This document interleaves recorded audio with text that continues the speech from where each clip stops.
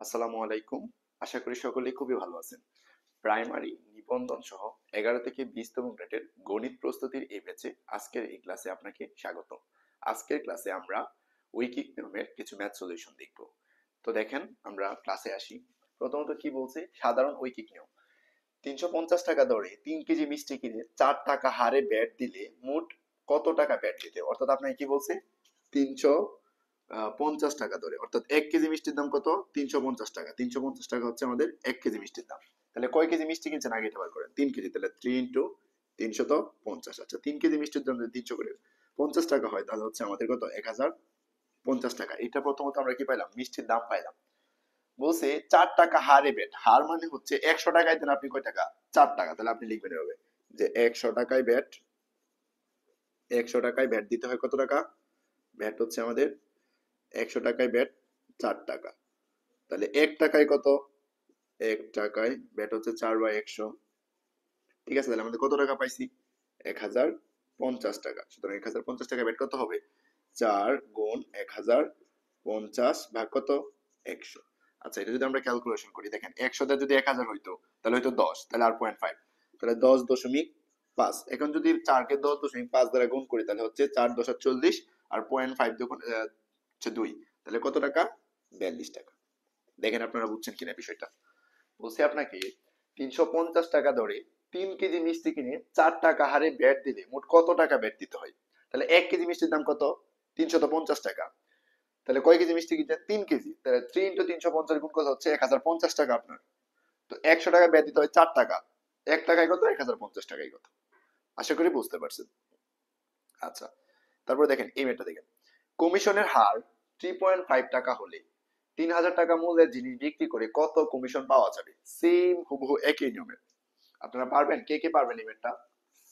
ঠিক আছে, দেখেন আমরা এই মেয়েটা কি বলছে আমাদের?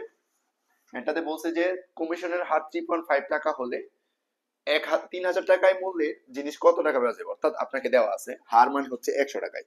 তাহলে 100 টাকায় কমিশন কত টাকা? 100 টাকায় কমিশন 3.5 টাকা। ঠিক আছে, তাহলে 1 টাকায় কত?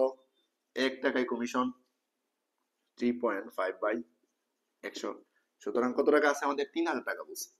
তাহলে 3000 টাকায় কমিশন হচ্ছে 3.5 গুণ 3000।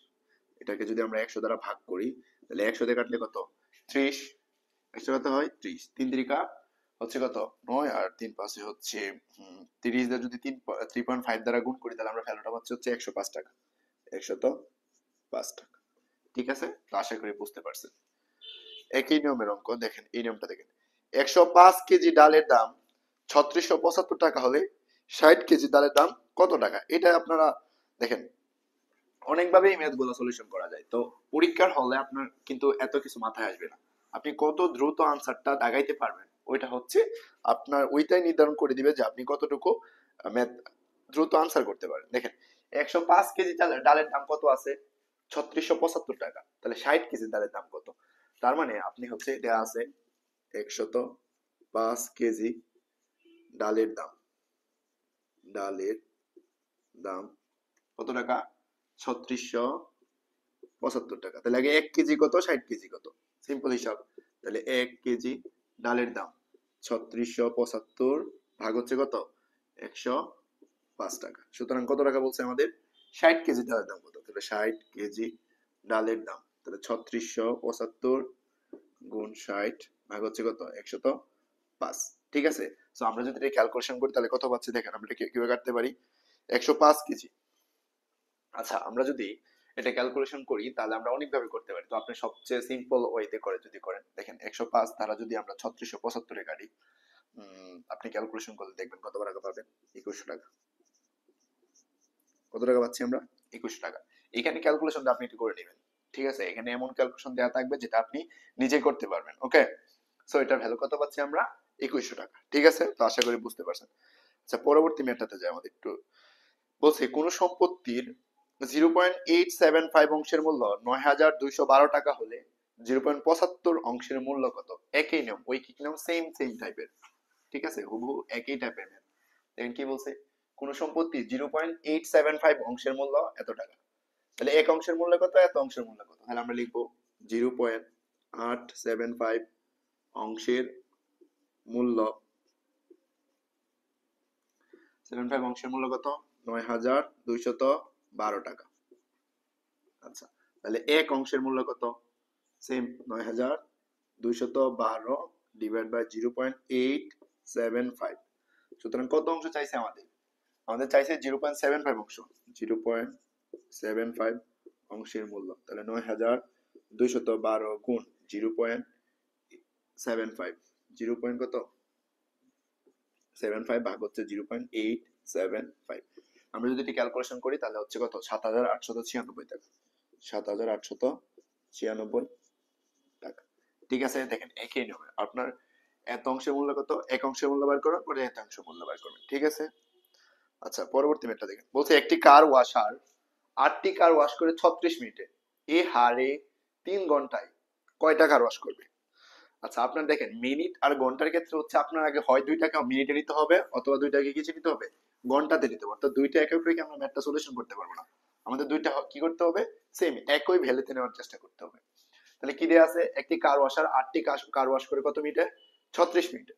তাহলে এই 3 ঘন্টায় কয়টা ওয়াশ করবে? আগে আপনার বের করতে হবে। মনে করেন পুরোটা আমরা মিনিটে নিই, তাহলে 3 ঘন্টা। আমরা জানি 1 ঘন্টাতে কত মিনিট? 60 মিনিট। তাহলে 3 ঘন্টাতে কত হবে? 3 ইন্টু 60, 3 ছয় কত? 180 মিনিট। ঠিক আছে, 180 মিনিট। আচ্ছা, তো কি বলছে আপনাকে? 8টি কার ওয়াশ করে 36 মিনিটে 3 ঘন্টায় কয়টা কার ওয়াশ করবে? তার মানে আগে 8টি কার ওয়াশ করে আপনার আগে 1 টাকার কত মিনিট ওয়াশ করে, এটা আপনাকে নির্ণয় করতে হবে। বুঝতে পারছেন কি বলছি? আপনাকে 1 টাকার ওয়াশের হিসাবটা বের করতে হবে। তাহলে দেখেন 36 মিনিটে ওয়াশ করে একটি, দেখেন এটা আমরা এভাবে করতে পারবো যে 36 মিনিটে ওয়াশ করে একটি।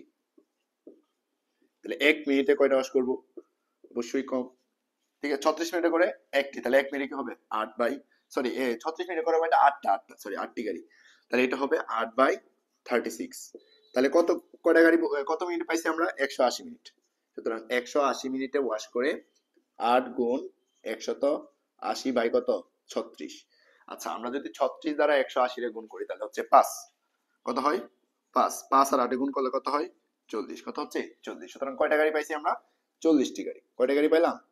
40টি গাড়ি। এটা হচ্ছে আমাদের আনসার। ওকে। আচ্ছা, তার পরবর্তী ম্যাথটা দেখেন। বলছে 1 ডজন ডিমের দাম, কি বলছে? 1 ডজন ডিমের দাম 60 টাকা হলে 45 টাকায় কয়টি ডিম পাওয়া যাবে? আচ্ছা, এই ম্যাথটা একটু দেখেন আপনারা।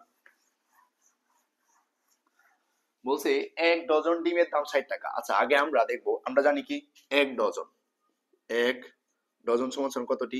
12টি। ঠিক আছে, 1 ডজন সমান কতটি? 12টি। তাহলে যেহেতু আমাদের কয়টা ডিম পাওয়া যাবে বলছি, তাহলে আমরা লিখবো 12টি ডিম পাওয়া যায় কত টাকায়? 60 টাকায়। 12টি ডিম পাওয়া যায় কত টাকায়? 60 টাকা। তাহলে আমরা এভাবে করতে পারি যে 60টি ডিম পাওয়া যায়, 60 টাকায় পাওয়া যায় 12টি। 60 টাকায় ডিম পাওয়া যায়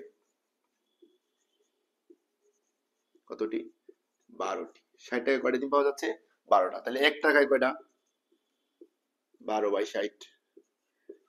ওকে, তারপরে কয়টা চাইছে আমাদের? কয়টা বের করতে বলছে? 45 টাকায় কয়টা ডিম পাবো? তাহলে 45 টাকায় ডিম পাওয়া যায় 12 গুণ 45, 12 গুণ 45 বাই কত? 60 টাকা। তাহলে আমরা যদি ক্যালকুলেশন করি, দেখেন 12 দিয়ে যদি কাটি কত? 5 12 5 12 60, 5 দিয়ে এটা কাটলে কত? 5 9 45। তাহলে কয়টা ডিম পাচ্ছি আমরা? 9টি ডিম। কয়টা ডিম পাচ্ছি? 9টি ডিম। ঠিক আছে, আশা করি আপনারা এটা বুঝতে পারছেন। আচ্ছা, পরবর্তী ম্যাথটাতে যাই। রহিম 1 সপ্তাহে 49টি চেয়ার বানাতে পারে। 2010 সালে ফেব্রুয়ারি মাসে সে কয়টা চেয়ার বানাবে? আচ্ছা, দেখেন এটা একটু অনেক ইম্পর্টেন্ট একটা ম্যাথ। এটা অনেকবার আসছে অনেক পরীক্ষাতে। এই ম্যাথটাতে একটু চিন্তা করেন, আপনারা একটু চিন্তা করতে শিখেন। কি বলছে এখানে? বলছে যে 1 সপ্তাহে 49টি। তাহলে আমরা জানি 1 সপ্তাহে সমান কয়টা? 7টা। 1 সপ্তাহ সমান কয়টা? 7টা। আচ্ছা, তারপরে দেখেন, সরি, 1 সপ্তাহ সমান হচ্ছে 7 দিন। আপনি যদি দিনে নিয়ে চালু করতে পারেন অথবা আপনি যদি সপ্তাহ রেখেন তাহলেও করতে পারবেন। বলছে রহিম 1 সপ্তাহে 49টি চেয়ার বানাতে পারে। তাহলে 2010 সালে ফেব্রুয়ারি মাসে কয়টা চেয়ার বানাতে পারবে? আচ্ছা, এখন আপনার আগে দেখতে হবে 2010 সাল কি লিপ ইয়ার ছিল কিনা। ঠিক আছে, যদি না থাকে তাহলে হচ্ছে ফেব্রুয়ারি মাস মূলত কত দিনে যায়? 28 দিনে না? তাহলে 4 7 28, অর্থাৎ 4 সপ্তাহ। তাহলে 1 সপ্তাহে বানায় কয়টা? 1 সপ্তাহে বানায় কয়টা? 49। 4 সপ্তাহে কয়টা বানাবে? Just simple math. তাহলে দেখেন এক সপ্তাহে চেয়ার বানাতে কয়টা লাগে? এক সপ্তাহে বানাতে পারে কতটি? এক সপ্তাহে বানাতে পারে 49টি। তো 2010 সালে ফেব্রুয়ারি মাস কয়টা? আমরা জানি ফেব্রুয়ারি মাস মূলত 28 দিনে হয়, তাহলে 4 7 28 অর্থাৎ 4টা সপ্তাহ পাই। তাহলে 4 সপ্তাহে কত? জাস্ট 4 সপ্তাহে বেশি হবে, তাহলে 4 × 49 আমরা গুণ করলে পাবো। দেখেন 4 5 20 হইতো, তার 4 কম, তাহলে হচ্ছে 196। 196 কতটি? 196। তাহলে আনসার কোনটা? 196। আচ্ছা, তার পরবর্তী ম্যাথটা দেখেন। বলছে একটি তেলপূর্ণ পাত্রের ওজন, কি বলছে আমাদের? একটি তেলপূর্ণ পাত্রের ওজন 30 কেজি। অর্ধেক তেল সহ পাত্রের ওজন 20 কেজি হলে পাত্রটির ওজন কত? কি বলছে এটা একটু একটু একটু বোঝার চেষ্টা করেন। বলছে একটি তেলপূর্ণ পাত্র, মনে করেন এটা আমাদের একটা তেলপূর্ণ পাত্র আছে, ঠিক আছে, মনে করেন এটাতে তেল আছে। এই পুরোটার ওজন কত? তেলপূর্ণ পাত্রের ওজন কত কেজি? 30 কেজি। কত কেজি এটা? 30 কেজি। আচ্ছা, পরে বলছে অর্ধেক তেল সহ পাত্রের ওজন 20 কেজি, অর্থাৎ মনে করেন এই সেম এটা, তাহলে এটা মনে করেন অর্ধেকটা তেল আছে, ঠিক আছে। এখন এইটুকুর কত কেজি? এটুকু হচ্ছে আমাদের 20 কেজি। আচ্ছা, তো বলছে শুধু পাত্রের ওজন কত? তার মানে আপনার দেখেন আগে হচ্ছে পাত্রের ওজন এবং দুইটার ওজন আমাদের বের করতে হবে, ঠিক আছে। তো আমরা এটা এভাবে করতে পারি। দেখেন কি বলছে, পাত্রের ওজন, দেখেন এটা আমরা পাত্রের ওজন প্লাস 1 পাত্র তেলের ওজন, অর্থাৎ কি বলছে, পাত্র এবং তেল দুইটা মিলে হচ্ছে আমাদের কত কেজি? দুইটা মিলে হচ্ছে আমাদের কত কেজি? 30 কেজি। অর্থাৎ কি বলছে, পাত্রের ওজন প্রথমত পাত্র একটা ওজন আছে, তারপর তেল আছে, ওই দুইটা মিলে হচ্ছে কত কেজি? 30 কেজি। তাহলে পাত্রের ওজন যোগ 1 পাত্র তেলের ওজন, 1 পাত্র তেলের ওজন, পাত্রের ওজন 1 পাত্র তেলের ওজন মিলে কত কেজি? 30 কেজি, ঠিক আছে। তাহলে আবার পাত্রের ওজন এবং অর্ধেক পাত্র তেল, এটা কি এটা অর্ধেক না? তাহলে এটার ওজন কত কেজি? 20 কেজি। পাত্রের ওজন প্লাস হাফ অংশ পাত্র তেলের ওজন কত কেজি? 20 কেজি। তাহলে আমরা কি করব, এই যে দুটো হাফ পাত্র তেলের ওজন তাহলে কত পাচ্ছি দেখেন, পাত্রের ওজন আর 1 পাত্র তেলের ওজন 30 কেজি, আবার পাত্রের ওজন প্লাস হাফ পাত্রের ওজন কত কেজি? 20 কেজি। তাহলে আমাদের কত কেজি থাকতেছে? হাফ পাত্রের ওজন আবার কিন্তু 10 থাকতেছে, তাই না? আমরা যদি শুধু হাফ পাত্র তেলের ওজনের কথা বলি, হাফ পাত্র তেলের ওজন, হাফ পাত্র তেলের ওজন কত পাচ্ছি দেখেন, সম্পূর্ণ অংশ থেকে হাফ গেলে থাকে, তাহলে এটা পাচ্ছি শুধু 1 কেজি। তাহলে আমাদের টোটাল পাত্রের ওজনটা কত? সুতরাং পাত্রের ওজন, দেখেন কি বলছে, পাত্রের ওজন এবং 1 পাত্র তেলের ওজন 30 কেজি, আবার পাত্রের ওজন যোগ হাফ পাত্রের ওজন কত? 20 কেজি। তাহলে এইখান থেকে যদি আমরা হাফ বাদ দিয়ে দিই, তাহলে হাফ পাত্রের ওজন কত পাচ্ছি? 10 কেজি। সুতরাং পাত্রের ওজন কত টোটালটা থেকে, অর্থাৎ 20 কেজি থেকে যদি 10 বাদ দিয়ে দিই, তাহলে 10 কেজি থাকতেছে, তাই না? তাহলে 20 মাইনাস 10 কেজি। তাহলে আমাদের শুধু পাত্রের ওজন কত কেজি? 10 কেজি। এটাই হচ্ছে আমাদের আনসার, ঠিক আছে। তো আশা করি বুঝতে পারছেন। আচ্ছা, তারপরে দেখেন সেম এই টাইপটা, এই দুইটা একই টাইপের। বলছে পানি ভর্তি একটি বালতির ওজন 12 কেজি, বালতির অর্ধেক পানি ভর্তি হলে তার ওজন দাঁড়ায় 7 কেজি, খালি বালতির ওজন কত? হুবহু সেম টাইপ, এটা আপনারা বাসায় করবেন, ঠিক আছে। এটা আমি করে দিলাম না, এটা আপনারা বাসায় করবেন। আচ্ছা, পরবর্তী ম্যাথটা দেখেন কি বলছে। পরবর্তী দেখি আমরা কোন টাইপের ম্যাথ আছে। পরবর্তী ম্যাথ হচ্ছে, বা সেটা পরে করব। দেখেন এটা 15টি ছাগলের মূল্য 15টি ছাগলের মূল্য 3টি গরুর মূল্যের সমান। কি বলছে, 15টি ছাগলের মূল্য 3টি গরুর মূল্যের সমান। আচ্ছা, এই দেখেন এখানে কি আছে আমাদের। বলছি 15টি ছাগলের মূল্য 3টি গরুর মূল্যের সমান, 30টি ছাগলের পরিবর্তে কয়টা গরু পাওয়া যাবে? তার মানে আগে হয় ছাগলকে গরু বানাতে হবে অথবা গরুকে ছাগল, অর্থাৎ দুইটার এককটা আমাদের সেম করতে হবে। তাহলে কি বলছে, 15টি ছাগলের মূল্য 3টি গরুর মূল্যের সমান, 30টি ছাগলের পরিবর্তে কয়টা গরু পাওয়া যাবে? অর্থাৎ আপনাকে কি বলছে, 15টি ছাগল, আপনি ধরেন 15টি ছাগল সমান সমান কয়টা গরু? 15টি ছাগল সমান সমান 3টি গরু। তাহলে কয়টা কয়টা ছাগল বলছে? 30টি ছাগলের পরিবর্তে কয়টা? সিম্পল হিসাব দেখেন, তাহলে একটা ছাগলের ভ্যালু কয়টা আসবে? একটি ছাগল সমান সমান 3/15টা গরু। সুতরাং কয়টা বলছে? 30টা।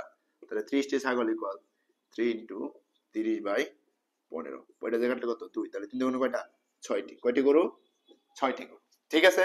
তো আশা করি আপনারা এই জিনিসটা বুঝতে পারছেন। আচ্ছা, তারপর দেখেন একই নিয়মের বলছে 15টি ছাগলের মূল্য 3টি গরুর মূল্যের সমান, তাহলে 20টি ছাগলের পরিবর্তে কয়টা গরু পাওয়া যাবে? দেখেন সেম নিয়ম, এই যে মাত্র যে এই ম্যাথটা যেভাবে করলাম হুবহু সেম নিয়ম।